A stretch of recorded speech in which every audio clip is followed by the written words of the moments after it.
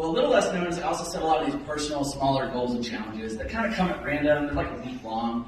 And they're weird. Everything from like, can I bike to school in negative 20 degrees in shorts for a week? Or can I climb the Grand eating just apples? Right? So a lot of them tend to be food related, just to kind of have fun with it and see what fuels my body. So the funniest one I ever did was in college. At the time, I was a broke college student. I was working at a climbing gym, and I was dumpster diving in grocery stores and bakeries to make food cheap. And so you could imagine the excitement when I walked into the local grocery store, and the normal dozen eggs that I would buy for like $1.50 were on sale for 48 cents a dozen. 48 cents, right? It hits me at that point how fun it would be and how much money I would save if I ate just eggs for a week, right? So I'm doing the math in the store in my head, and I'm like, okay, if I want 2,000 to 3,000 calories a day, at roughly 70 calories an egg, I'm going to need to eat about 30 to 40 eggs a day. Okay, so now people ask, like, okay, like, were you worried about your health or cholesterol? Like, no, honestly, I didn't give a crap. So I gathered as many egg cartons as I could. I walked up to the scanner. I was so excited. The lady looks at me so weird. And I walk home, and I make the plan. So starting next day, I'm going to eat just eggs. I can have coffee and water. And then to season the eggs, to make them interesting, I can use dry seasonings. But no, like, sauces or spreads. So, like, one day, I can have oregano eggs, right? And the next, I get excited, I can make 3 eggs, right? So I start the next day. Now, I'm not a huge breakfast eater, so I figured breakfast would be probably about 8 eggs in the morning, and then lunch and dinner would be 15 to 20 each.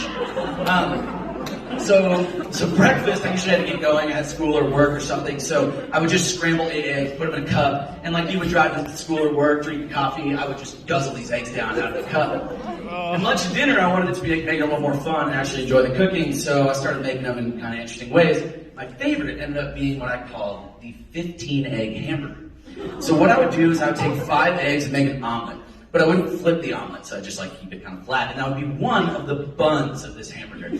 So I'd make 2 5-egg omelets flat, and then I would hard boil 5 more eggs, scramble those, or like break them up, and that would be the meat of the patty in between. So I would squish 5 hard boiled eggs in between 2 5-egg omelets and just shove that into my mouth as like this awesome hamburger. And it was actually really good. And so I got to the end of day 3, having now had about 115 eggs, and I was feeling pretty good. My body was running well, I was enjoying it, I was saving a ton of money, and I was stoked. So it was all fun until the morning of day 4. So morning day 4, I had to go run some errands. So I said goodbye to my roommate. I was going to be out for 2 hours or so.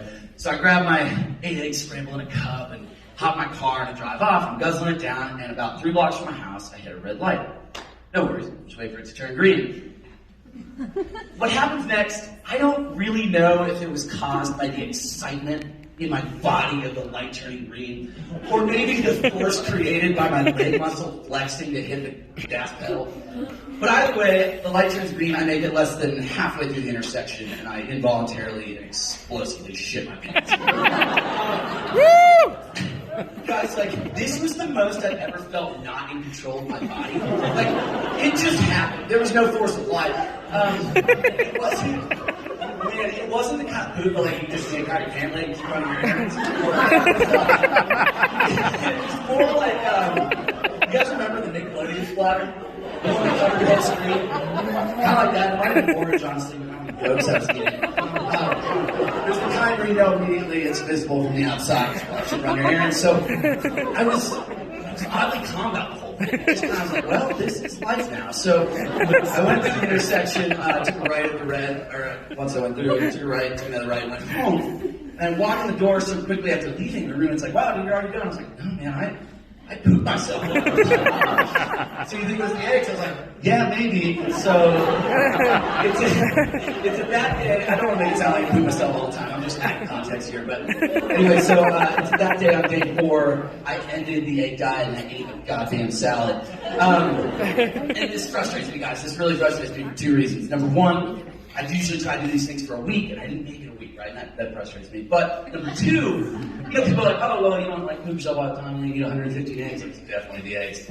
Yeah, that's an easy causation to jump to, but think back to your biology classes, guys. This is an N of 1 study. When has the sample size of 1 ever been enough to determine causation? So this year, it's a new year, I'm setting my climbing eagles on that whiteboard. I think it's time to set another box that says repeat the egg diet and truly see if on day 4 you poop yourself.